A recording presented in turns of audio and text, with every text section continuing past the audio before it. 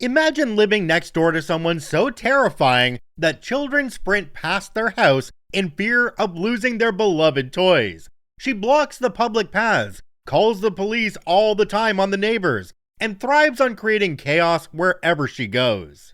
In our first story today, we'll discover just how far OP was willing to go to deal with the neighborhood Karen.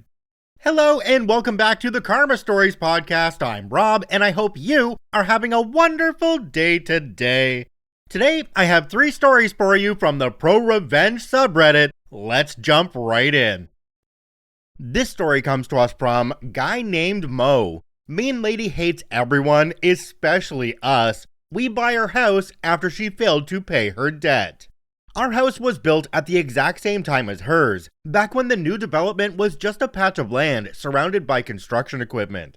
My parents spent many afternoons at the site, helping out however they could, even if it was just picking up stray nails or chatting with the workers to keep morale high. At first, the strange lady who would become our neighbor was incredibly friendly. She sometimes brought coffee or snacks for everyone, and she asked my mom and dad a lot of questions about the best materials for insulation or tile grout. But as time went on, something in her personality shifted, and it felt like she turned into a completely different person right before our eyes. This story took place around Christmas 2017. By then, our neighbor was already unpopular with just about everyone on our street.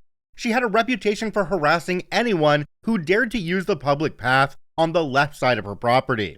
That path is one of 3 different ways to reach the playground behind her house, and it's supposed to be open to everyone. But if someone walked there, she would run outside and scream that it was on her private property. She'd insist she owned it when we all knew that wasn't true. Sometimes she went a step further and blocked the path with one of those red and white plastic chains, refusing to let anyone by. It got especially bad when kids tried to get to the playground. Not only would she shout at them if she thought they were being too loud, even in the middle of the afternoon, she would also do truly nasty things. If a child's ball landed in her yard, she'd take it straight to them and slice it up with a knife right in front of their eyes. Pretty soon, every kid in the neighborhood knew to sprint past her house if they wanted to avoid trouble on their way to play. One winter, a family down the street let their kids play outside in the snow. They were all bundled up, having a great time building snowmen and throwing snowballs. But our neighbor phoned the local Child Protective Services equivalent, claiming the kids had been locked outside as a punishment. Of course, that was entirely false, but she did it anyway, probably just to stir up trouble. It became so common for her to call the police over made-up noise complaints at night that the officers started rolling their eyes whenever they got a call from her address. Eventually, she earned a neighborhood nickname, the Witch. Everyone knew exactly who you were talking about if you mentioned that name. Unfortunately, her worst behavior was directed at my family. We lived right next to her, sharing a common wall between the 2 houses. In the early days, when my sister and I were really young, we'd play on the swing set in our garden or jump around on our trampoline. She constantly complained about the noise.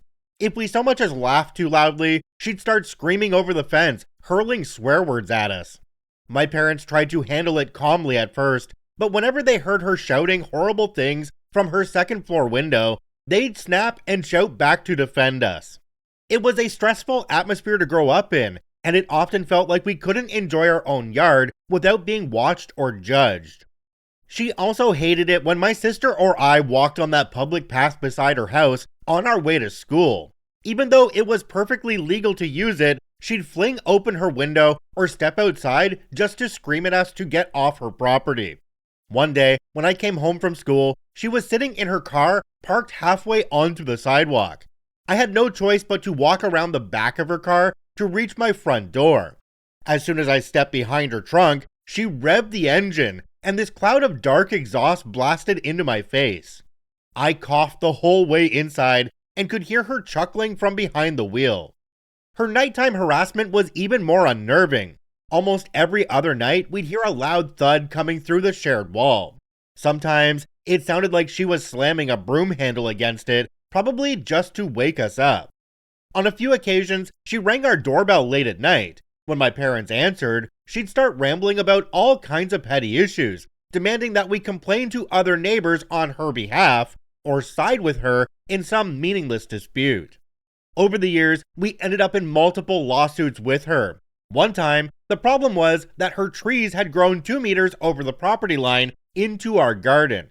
Another time, she constructed a makeshift fence by jamming bamboo mats into the soil, then tore them down the next day and told the police we were the ones who destroyed her expensive wooden fence.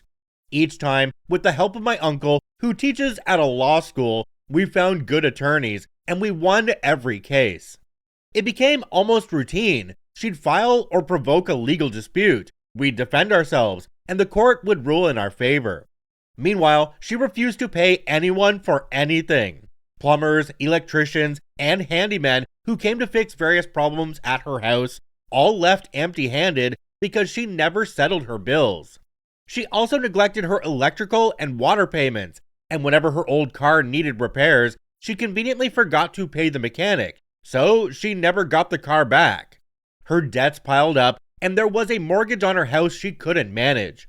Eventually, the bank foreclosed on the property, and that's how we found ourselves in a courtroom with her during the auction. My parents decided to bid on her house, mainly because they remembered the construction phase so well. They knew the workers who built it had done solid work, and they believed it could be turned into a great home if it were properly cared for. Our neighbor tried to bid on her own house that day, but she wasn't allowed to proceed because she had no proof of funds. It was awkward and surreal, watching her try to reclaim a place she'd lived in for over 20 years without any money to back it up. In the end, we won the auction and bought it right there in front of her. After she moved out, we immediately started renovations. My parents repainted every room from top to bottom, renewed the insulation, and replaced the old worn-out floors with fresh wooden boards in the areas that didn't have tile. The house was transformed from a piece of constant negativity into a warm and inviting home. My grandparents will be moving in this fall, and everyone is excited for them. They visited a few times already to see the progress and help pick out paint colors for each room. Sometimes, I still think about our old neighbor and all the stress she caused us. It's strange how a person who once seemed so kind could change so drastically over the years, becoming a figure of dread for an entire neighborhood. But these days, our street feels much more peaceful. The path to the playground is always open, and the kids can play without anyone screaming at them or threatening to destroy their balls. Even though it was a rocky road, I'm glad my family stuck together, defended ourselves, and finally put an end to that era of constant conflict. Now, we can look forward to a quieter life, and my grandparents will have a beautiful new place to call home. Jumping down to the comment section on this one, there's one from a user called Control-Alt-Dragoon. It says, throw a housewarming party with all the neighborhood invited. Make sure they know she isn't there anymore.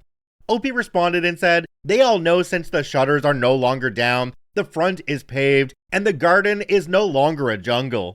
I can't help think that if somebody's that pissed off with the world and everybody around them, that there might be some kind of mental health issue going on there, although we don't really have any details as far as that goes, but it's not normal for somebody to be like that all the time.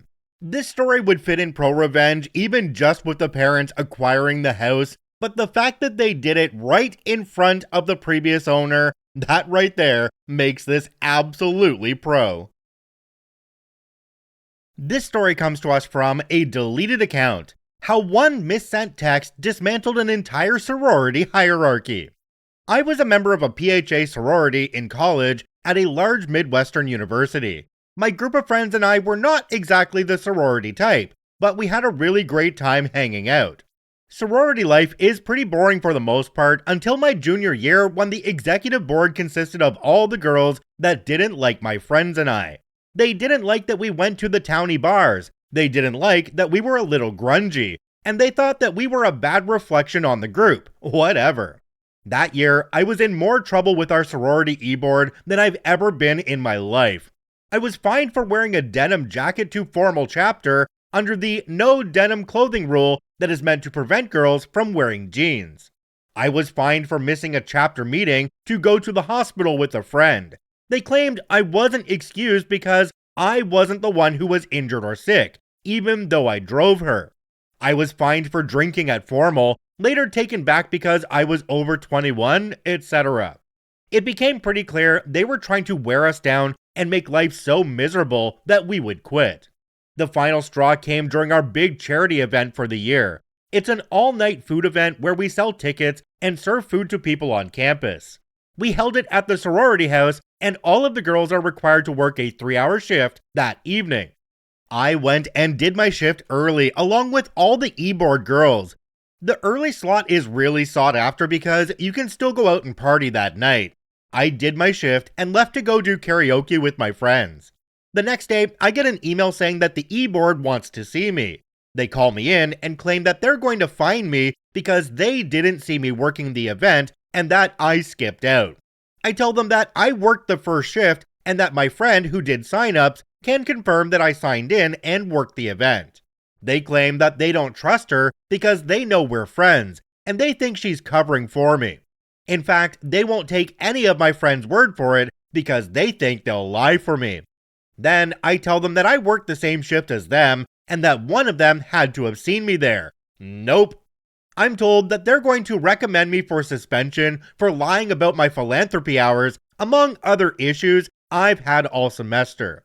At this point, I'm pissed off. I'm in my apartment scrolling through Instagram when I see one of the girls in my sorority has posted a photo from the event where I'm clearly pictured in the background. Great. I take a screenshot and send it to the president of our chapter to prove I was there. I get nothing back for a few minutes until suddenly I get a text from our president. I'm expecting an apology, but what I got was so much better. She'd screenshotted my texts and sent them back to me by mistake, thinking she was sending them to someone else. In it, she was trashing me to who I can only assume she thought were the other e-board members, calling me a bitch, and saying that it didn't matter because they'd get me suspended for something else. Well, I said nothing, and instead took screenshots of those and immediately emailed them to our national office. I included all the BS fines I'd been hit with over the semester, the photos proving I was at the event they claimed I didn't attend, and the bitchy texts that proved they've been targeting me for months. I hear nothing further from our e-board about my looming suspension. Our next chapter meeting rolled around and our president and VP were nowhere to be found. Our national office sent in a few representatives and told everyone they were conducting interviews into some allegations. The investigation ended up revealing that our e-board had created a list of undesirables that they had targeted and wanted kicked out or forced to quit. They even had a group chat where they planned out how they were going to get us all kicked out or make us so miserable that we just quit. Crap hit the fan and nearly our entire e-board got kicked out of our sorority. OP added an edit down at the bottom. It says, yes, sororities sound like HOAs, and you're not entirely wrong about that. And cargo shorts are ugly, but you shouldn't just take my word for it. Do what you want, wear what you want. I'm just a stranger on the internet whose opinion you shouldn't care about. Jumping down to the comment section on this one, we have one from a user called the DangerMan007. It says, awesome story. Did you share any classes or living areas with these girls, or run into them for the rest of the year and senior year? How did that go? OP responded and said, I saw a couple of them on campus after, a lot of glaring, a lot of whispering. Filled my heart with joy that they were still so mad. Another commenter down below called Tully Swimmer said, after reading your story, I have to ask, with all due respect, why would anyone want to join a sorority in the first place? This just seems unpleasant. OP responded and said, you're totally fine. It can all seem a bit weird from the outside. It started off really fun when I was a freshman. It's an easy way to meet girls. They pair you up with other girls in your major, and overall, it acts like a security net for kids who are leaving home for the first time. Usually, when you hit your junior year, you started making other friends outside the sorority, you're more mature, you have more life experience. Girls your age are finally in charge of stuff for the first time, so you're extra involved in the drama. It's easier to see through the BS by then, and that's when it usually starts getting petty and ugly. Did I miss something? Did I just read the script for like Mean Girls 3? I feel like we might have an unfair view of how sororities actually work because of how we see them in movies and TV and stories like this one on the internet. I do kind of feel like they could be a place where you have people that can support you through the unknown of going to a new school. And that's pretty cool. But unfortunately, in situations like that, politics always come into play. And as we've seen recently, politics can ruin a lot of things. You know, like relationships between neighbors. This story comes to us from unique username 504. Me and Karen, a love story. Just kidding, Karen is a total bitch, but buckle up because here is my novel. My husband and I are in our late 30s and child-free. Some people on child-free said I should post here too, so enjoy the saga. My husband and I have been saving up for almost a decade to move to a tropical paradise. About 2 years ago, we bit the bullet and moved to our dream location. Housing here is super expensive, like Hawaii prices. So all we could afford was half of a duplex. It is beautiful and on the water with a place for our boat. Unfortunately, Karen, Billy Bob the boyfriend, and her 3 gremlins live in the other unit. The setup. There is some period of time we just went for a week here and there, but we live here full time now. The entire duplex was owned by an older gentleman who rented out both sides. The sides do not match at all. One side is a 5-bedroom, 3-bath. The other side of the duplex is a 2-bedroom, 1-bath. We bought the 5-bedroom.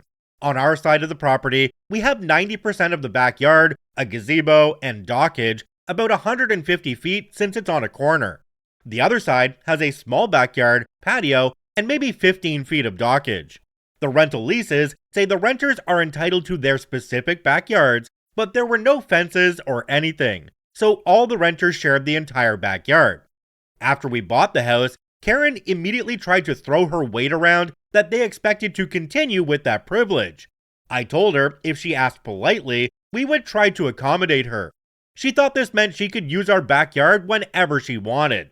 The party incident. One day, my husband and I are enjoying some drinks outside when a delivery truck shows up to set up a giant blow-up thing in our backyard. I asked Karen what the F she thought she was doing, and she said it was her kid's birthday. Then she had the gall to say it was a family and friends only event, so we had to stay inside our house. Not wanting to be a total butthole and ruin some little girl's birthday, I told Karen after this she had no access to our backyard, period. Karen shrugged and kept setting up for the party. During the party, a drunk adult wandered into our house, which shocked us all. I said, Karen's house is the other side, and he said, oh, Karen said she owned the whole property and to use whichever bathroom was available. I directed him to Karen's bathroom, and soon after, she came storming into our house, screaming about how dare we make her look bad to her friends, and how selfish we are we couldn't even spare the one bathroom. She said we didn't deserve all this space with just us. I told Karen to get the heck out of my house or I would be calling the cops. She finally left, and the party wrapped up shortly after. The backyard remodel. After the party incident, we decided we needed to clearly define the backyard and build a fence. While we were spending the money, we decided to update the patio, put in a fire pit and an outdoor kitchen. While the contractor was on site, nosy Karen had to come investigate. Since the fence would be the last thing built, I was vague and just stuck to telling her about the patio update. You could see her face light up because, of course, in her mind, what's ours is hers. When the workers started on the fence, Karen came out screaming for the work to stop. I went outside and told the workers to keep working and told Karen to butt out. Of course, in the true Karen fashion, she called the cops. What happened next was hilarity on my part after explaining to the cop that we were building a fence on our property, and the landlord, of which Karen was not, knew about it. When the cop gave Karen a stern lecture, I thought her head was going to explode. She went back into her house and slammed the sliding door so hard it sounded like something cracked. We got our fence, and I thought that would be the end, but of course not. The boat incident. One day, Billy Bob entered the picture, and he was as much a terrible neighbor as Karen. He would throw cigarette butts and empty beer cans over our fence for disrespecting his woman. I didn't know Paradise had trailer trash, but Billy Bob is the epitome of the stereotype. Billy Bob has a boat, a 30-foot fishing boat to be precise. Of course, that side of the duplex only has 15 feet of dockage. Since we have so much dockage and only one boat, we rent out the other dockage spots as month to month. People come and go, so if we don't receive rent from them by the end of the month and the boat disappears, we think nothing of it. We had a renter who tied up their boat on the property line, but Billy Bob wanted to park his boat and needed that space. Karen and Billy Bob posed as us, we were out of town, and told the renters to be gone at the end of the month, and then parked Billy Bob's boat on the dockage. I only found out about it weeks later because the renter left a nasty review on the rental site we use. They said we were rude and went back on the verbal agreement to let them stay for 3 more months. I was like, what the F is all this? After a phone call, I quickly put 2 and 2 together. I called the cops, who told Karen and Billy Bob they need to move their boat or it would be towed. The equivalent of it anyway. Karen and Billy Bob started screaming the boat is fully on their property. It isn't. Then changed to no one can own the water. True, but a seawall is deeded. That we are liars, and at some point, Billy Bob punched a cop and went to jail. I feel bad for the cops, so I took them all snacks the next day with a note apologizing for the neighbor drama. I ended up winning my small claim suit against them for lost rental income, but of course haven't seen a dime. I eventually convinced the dockage renters to come back and gave them a few months free as compensation. Final revenge. If you've made it this far, congratulations. Get ready for a juicy justice boner. So with the collapsing market, we were trying to figure out what to do with our savings when a perfect opportunity opened up. The landlord, who owned both properties, was in desperate need of some cash and was tired of managing the property from 2,000 miles away. Because of course Karen is a Karen and called him weekly for every little thing. His only stipulation was we let the poor single mom, who has been his renter for 8 years, finish her lease, which is up in July. Since we just have money we were trying to reinvest, and because now we get to control our neighbors, heck yeah, we jumped on that. Since we didn't need a realtor or mortgage, and an inspection had been done just a year ago for the old landlord to refinance, everything closed in just under 2 weeks. Karen was aware of a change of ownership. We registered the property under an LLC, but didn't know who until 8 days ago. I went over to Karen's house and knocked on the door. Karen answered with a, "What the F do you want, C?" I smiled, handed her our landlord information, and sweetly reminded her rent was due by Friday, but she could just hand me the check if that was easier. I've always heard descriptions of people's faces turning white, but this was the first time I have actually seen it. I told Karen that we are honoring her lease until the end of July, but afterwards she had better make plans to move because we intended to remodel it before the next tenants moved in. Bye, bitch. OP added an edit to this one down at the bottom. It says, a lot of people misunderstood the beginning. Let's call our side of the duplex Duplex OP. The other side is Duplex Karen. We purchased Duplex OP. After we bought it, Duplex OP was no longer a rental. Both Duplex OP and Duplex Karen were for sale independently, but we only had the money to buy Duplex OP. Duplex Karen is still a rental because it has never been sold. Now we own both Duplex OP and Duplex Karen. Duplex Karen is still a rental. Duplex OP is still not a rental. When we made property improvements to Duplex OP, it was ours and not a rental. OP added a couple of updates to this one. The first one says, Update number 1. Not much to update, folks. Karen and family's lease isn't up until the end of July. Rent has been paid on time. As far as I know, she doesn't have a new place lined up. We've served her 30 days notice. We will not be renewing the lease.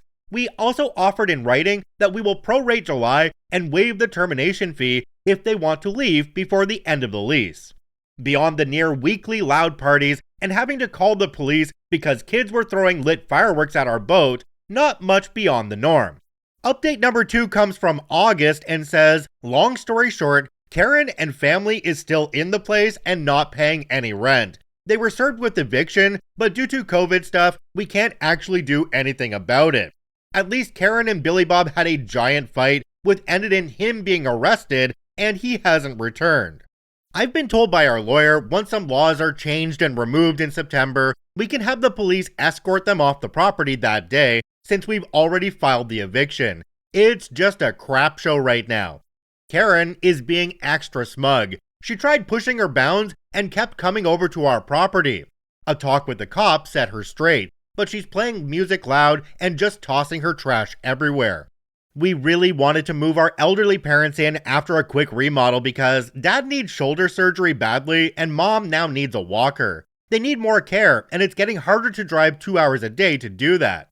Our parents want their own space though and won't live on our side with us. My husband and I are trying not to be angry and make things worse with Karen, but we are both exhausted. Things just suck. OP added an update number 3. It says December, life is weird. Karen is still here. Since we couldn't evict her, my partner went to stay with their parents for a few months so in-laws could get the surgery and care they needed. They are doing better now, which is great. Here's the weird part though. In October, Karen's mother Susan came to live with her since Susan's landlord chose not to renew her lease. Susan is an angel. Susan was mortified at Karen's and the kids' behavior. Susan is a tough one and has been cleaning house, both figuratively and literally. The kids are so much better behaved and Karen stomps around like a sullen child. Susan and I share drinks every few days in the backyard. We bake together too every weekend. For Thanksgiving and Christmas, since no one was traveling for the holidays, we made a big feast and set it up outside with some backyard games. It was a great time, and even Karen was being pleasant. I tried to tell Susan not to worry about rent until they find another place, but she insisted on paying. I lied about how much the rent was, so it's only a half payment, but it just covers the taxes and insurance. We drew up another lease that is month to month. Susan wants to move back home at some point and take her daughter with her. Karen, I think, is ready for a change too, but obviously with COVID, it might take some time. It's pretty pleasant right now though, so I'm in no hurry for them to leave. Jumping down to the comment section on this one, we have one from a user called Popper Knoll. It says, I would not have given an inch money-wise and told the truth of how much is owed and how much the lease is. It's better to have a tenant who owes you a lot than a tenant who owes you nothing, but you can't make payments. You are a landlord now, you should act like one. Sadly, OP never updated this one beyond the last one that we read, and it's now a few years later, so we don't know how this turned out, even though a lot of people in the comments have been asking OP for a new update, even with comments up to a couple of days ago. The biggest thing for me on this one is that OP's parents are far away and OP actually had to have their spouse leave them for a few months to go take care of the parents. It would have been so much easier with them right next door where they could go over every day and help them deal with everything they needed. But unfortunately, again, we don't know how this one ends. So it's kind of like we're blue-balled, but yeah, anyway. If you enjoy daily Reddit stories, I encourage you to follow and add us to your favorites on whichever podcasting platform you enjoy the most. And if you're watching and listening on YouTube, please hit that subscribe button and drop a like on the video. It really helps us out. I thank you for watching and listening. I hope you have a wonderful day, and we'll see you tomorrow.